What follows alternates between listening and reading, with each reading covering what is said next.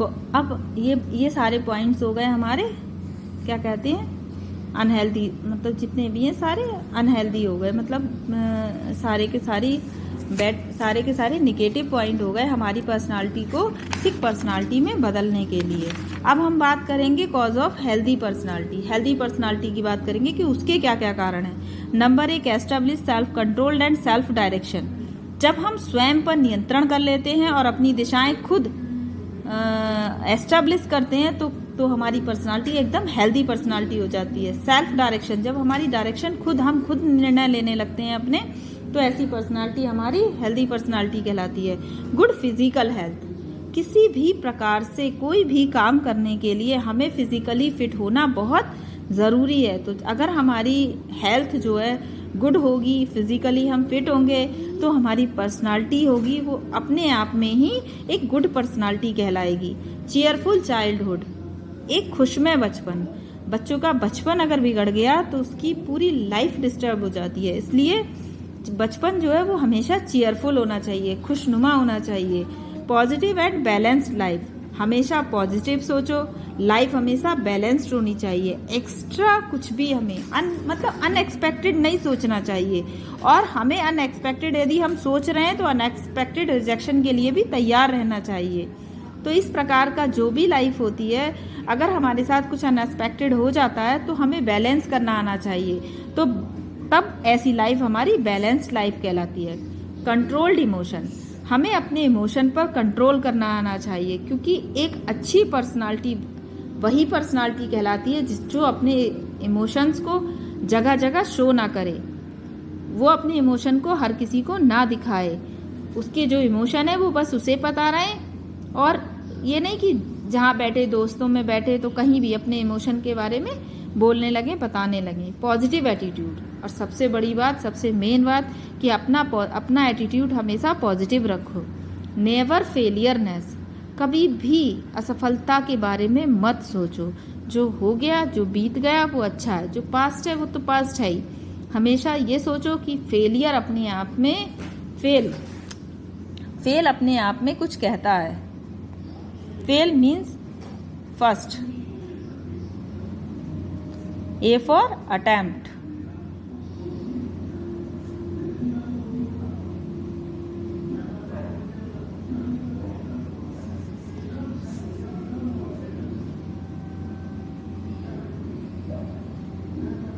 First attempt in learning, L for learning। तो यानी कि फेलियर अपने आप में कुछ कहता है कि अगर हम फेल का मतलब है फर्स्ट अटेम्प्ट इन लर्निंग, यानी कि पहली बार सीखने में हम थोड़ा सा पहला हमने प्रयास किया है लर्न करने का। अब various factors can be affected personality, बहुत और भी कई सारे फैक्टर हैं जो हमारी पर्सनालिटी को इफेक्ट करते हैं, जैसे बायोलॉजिकल जैविक फैक्टर।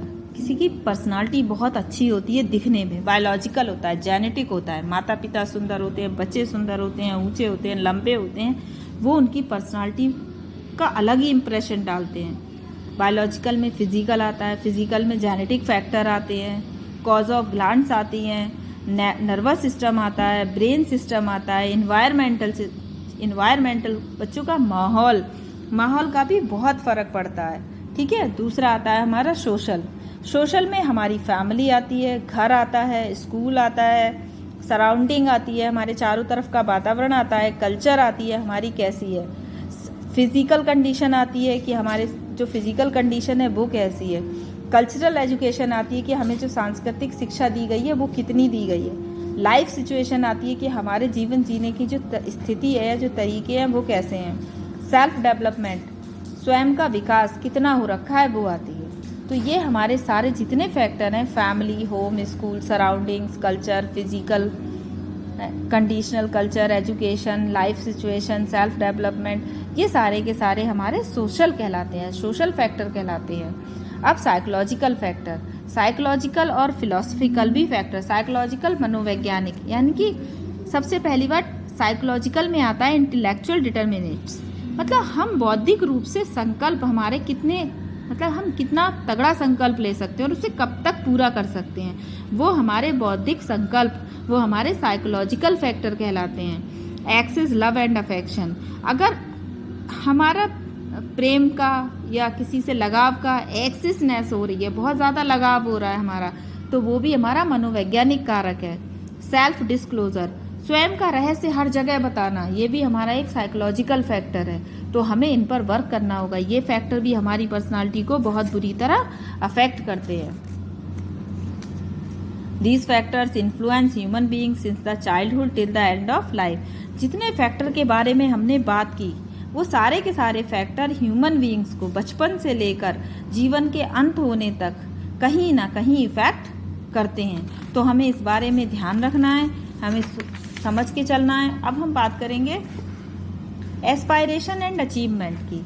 जो अब हमारा एक फैक्टर ये भी है कि हमारी आकांक्षाएं और हमारी उपलब्धियां क्या क्या हैं। हम आकांक्षाएं तो हमारी बहुत ज़्यादा हैं और उपलब्धि हमारी उसके अनुसार कम है। काकू कह रहा था, हाँ। वीडियो रुक जाती है। हाँ हाँ काकू को बोलो। एस्पायरेशन एंड अचीवमेंट, हमारी आकांक्षाएं और उपलब्धियां क्या क्या हैं। तो जो हमारी आकांक्षाएं हैं उससे हमारी उपलब्धियां कितना मैच करती हैं। पास्ट एक्सपीरियंसेस, हमारे जो पिछले अनुभव हैं उनके आधार पर हम अपनी पर्सनालिटी का विकास कर सकते हैं। अच्छी गुड पर्सनालिटी या बैड पर्सनालिटी, वो हमारे सारे पास्ट एक्सपीरियंसेस पर निर्भर करती हैं। द कोर बिलीफ, अंधविश्वास, हम कितना अंधविश्वास करते हैं, हमारे कोर बिलीव्स कैसे कैसे हैं, वो भी हमारी पर्सनालिटी का विकास करते हैं। ड्रीम एंड एम्बिशंस, हमारे सपने क्या हैं, हमारे लक्ष्य क्या हैं, हमारी आकांक्षाएं क्या हैं, ये सब भी हमारी पर्सनालिटी का विकास करते हैं। सेल्फ इमेज, सेल्फ इमेज का मतलब स्वयं की इमेज कैसी है। Poor self image may be the result of accumulated criticism that person collected as a child. Poor self image, अपने आप में ही अपनी इमेज को पुअर कर लेना। मे be the result of accumulated, मतलब कहीं ना कहीं हमारी पुअर जो सेल्फ इमेज होती है वो एक परिणाम होती है हमारे बचपन के आलोचनाओं का, कि लोग हमारे चारों तरफ इकट्ठे हमें एक बच्चे के रूप में यदि हमारी आलोचनाएं करते हैं तो वो कहीं ना कहीं हमारे बचपन की जो भी आलोचनाएं होती हैं जिन्हें हम इतना डीपली ले जाते हैं कि वो कहीं ना कहीं हमारे सेल्फ इमेज को पुअर कर देती हैं।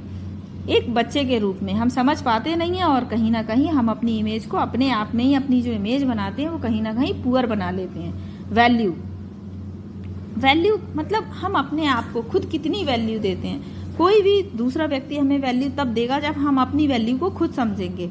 तो जब हम वैल्यू समझते हैं तो हमारी वैल्यू दूसरा भी समझता है। तो हमें इस बात पे बहुत ध्यान देना है। मैच्योरेशन, पूर्णता का विकास होना। हमें मैच्योर 18 की एज के बाद हम मैच्योर हो जाते हैं। 18 की एज से पहले हम मैच्योर नहीं हो पाते हैं, हमें समझ उतनी नहीं होती है। तो मैच्योरेशन का मतलब है कि हमारे अंदर समझ का पूर्णतया विकास हो जाना। तो हम जब समझ का हमारे अंदर विकास हो जाता है तो हम मैच्योर कहलाते हैं, और मैच्योर कहलाते हैं तो हमें ये समझ आ जाता है कि और हम तब जाके अपनी पर्सनालिटी का विकास खुद करने लगते हैं। तो ये सब हमारे अंदर सक्सेस एंड फेलियर, सबसे बड़ा कारण हमारी पर्सनालिटी के गुड और बैड होने का। सफलता मिलती रहती है तो हमारी पर्सनालिटी का कहीं ना कहीं सही दिशा में विकास होता है, और अगर हम फेलियर होते हैं तो कहीं ना कहीं हम डीपली सोच में चले जाते हैं, हम अपने आप को ही कहीं ना कहीं कम आंकने लगते हैं, और उससे क्या होता है कि हम असफल पे असफल होते चले जाते हैं और हम कहीं ना कहीं मेंटली डिस्टर्ब हो जाते हैं और हमारी पर्सनालिटी सिक पर्सनालिटी हो जाती है। तो हमें अपनी पर्सनालिटी को लेकर इन सब चीज़ों का पूर्णतया ध्यान रखना होगा। तो ये हमारे पीस ऑफ माइंड के लिए, ये पूरा पर्सनालिटी का जो टॉपिक पढ़ाया गया है ये पीस ऑफ माइंड के लिए बहुत ज़रूरी है। अभी जितनी हमने पढ़ी, बहुत सारी फैसिलिटी पढ़ी हमने, जो कुछ फिजिकल फैसिलिटी हैं जैसे big bike, big pool, big house, lot of money, better lifestyle, nice music system, good office, own a big farmhouse, have great food, a digital watch, a good guitar, ये सारी चीज़ें हमारी जितनी भी हैं ये हमारी physical facility हैं। इनमें हमारा कहीं भी मेंटली या सोशली कोई भी इन्वॉल्वमेंट नहीं है। ये लिस्ट हमें क्या बताती है कि we want physical facilities, we want relationship, यानी कि हमें लाइफ में हम दो चीज़ों की आवश्यकता बहुत ज़्यादा पड़ती है। एक तो हम फिज़िकल फैसिलिटी बहुत सारी चाहते हैं, दूसरा हमें रिलेशनशिप की बहुत ज़रूरत है। Other than two we also need right understanding for physical need और रिलेशनशिप, यानी कि हमें बहुत ज़्यादा ज़रूरत है फिजिकल नीड की और रिलेशनशिप की। Basic requirement for fulfilling human aspiration are physical facilities, relationship, right understanding. अब हमारी फिजिकल फैसिलिटीज़ में आती है डिज़ायर और वांट्स और कैटेगरी। बिग हाउस हमारी फिजिकल कैटेगरी में आती है। Respect from family member non physical. A nice car physical. Happiness non physical. Latest mobile physical. Love and care of friend non physical. A big LCD physical. A desire to help others non physical. तो हमें समझ में आ गया कि desire physical कौन सी होती हैं और नॉन फिजिकल कौन सी होती हैं। अब हम बात करेंगे रिलेशनशिप की। Besides physical facilities we want relationship. हम फिजिकल फैसिलिटी के अलावा हमें रिलेशनशिप की भी आवश्यकता होती है। When we have problem in these relationship, जब हमारे रिलेशनशिप में कोई दिक्कत आती है या कोई परेशानी होती है, तो या हमें कुछ सहना पड़ता है या हमें कोई परेशान करता है, तो हमारे रिलेशनशिप, हमारी रिश्तेदारी या हमारे अपने लोग ही इन सारी परेशानियों से हमें बाहर निकालते हैं। तो एक व्यक्ति के लिए interact with need to feel fulfilled, need to feel. हाँ, इसकी रविंदर की, हाँ, बार बार कर रहा था। रविंदर की नहीं, हाँ, नहीं मैंने नहीं उठाई, किसी की नहीं उठाई। रविंदर का फोन बार बार आ रहा था, वो उठाई। क्या कही थी? क्या कही सत्ता बता। भैया घर पे नहीं। क्या कही?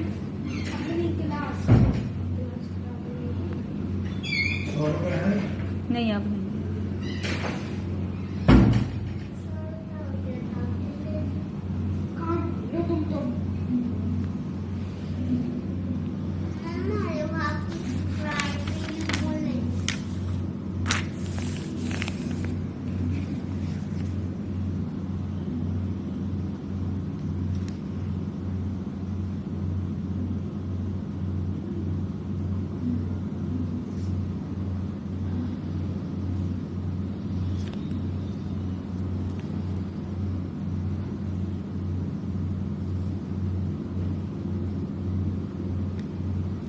फिजिकल फैसिलिटीज़ की बात करें तो ह्यूमन और एनिमल्स, ठीक है। ह्यूमन की necessary but not complete, necessary and complete. Human की जितनी भी आवश्यकताएं हो सकता है कि वो कंप्लीट ना हो, लेकिन एनिमल की जितनी भी आवश्यकताएं वो नेसेसरी होती हैं और कंप्लीट की जाती है।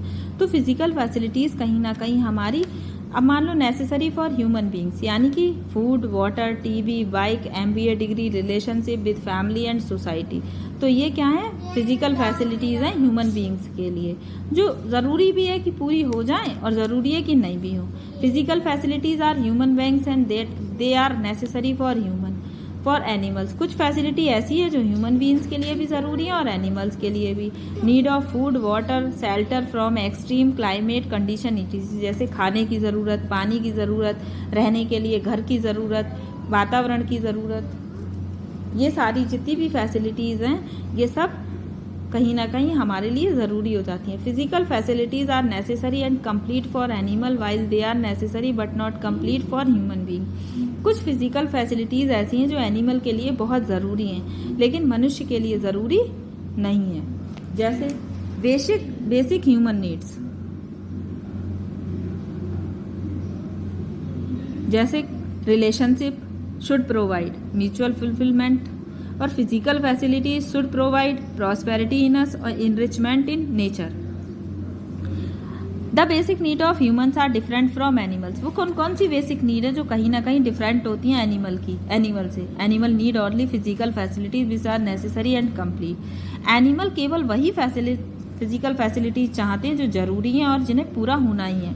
Humans basic need are physical facilities and relationship provide mutual fulfilment while physical facilities provides enrichment in nature, prosperity in us। तो जो ह्यूमन की फिजिकल फैसिलिटीज़ है वो चाहे वो शारीरिक सुविधाएं हों या उनकी मतलब रिलेशनशिप्स हों वो कहीं ना कहीं म्यूचुअल फुलफिलमेंट के लिए ज़रूरी हैं। तो अब हम देखेंगे our natural acceptance what we want to be. Relationship with human want mutual fulfilment. Physical facilities human और animals necessary but not complete, necessary and complete, want prosperity and rich nature. तो हम इस प्रकार से इस टेबल के अनुसार हम इस बात को अच्छी तरह समझ सकते हैं। अब आएंगे वी वांट और वी आर डूइंग। तो in relationship we want mutual fulfilment in our relation which is necessary for continuous happiness. यदि हम किसी भी रिलेशनशिप में हैं तो हमें उसकी भरपाई करने के लिए ज़रूरी है कि हम हमारे बीच में खुशी बनी रहे, तो हम एक दूसरे की ज़रूरतों का ख्याल रखें। In we are doing in relationships we have lots of problem that are created by us. लेकिन कई बार क्या होता है कि हमारे द्वारा ही बहुत सारी समस्याएं समस्याओं हम अपने ही द्वारा कई सारी समस्याओं को क्रिएट कर देते हैं, जो हमारे रिलेशनशिप में जो हम आजकल कर रहे हैं। ज़रूरत किसकी है? In terms of physical facilities we want prosperity. कहीं ना कहीं फिजिकल फैसिलिटी में हम प्रॉस्पेरिटी चाहते हैं, जबकि आजकल हम कर क्या रहे हैं कि हम हैप्पी हैं but we are not because we are wealthy but deprived. लेकिन हम कहीं भी धनवान नहीं हैं, इसलिए हम खुश नहीं हैं।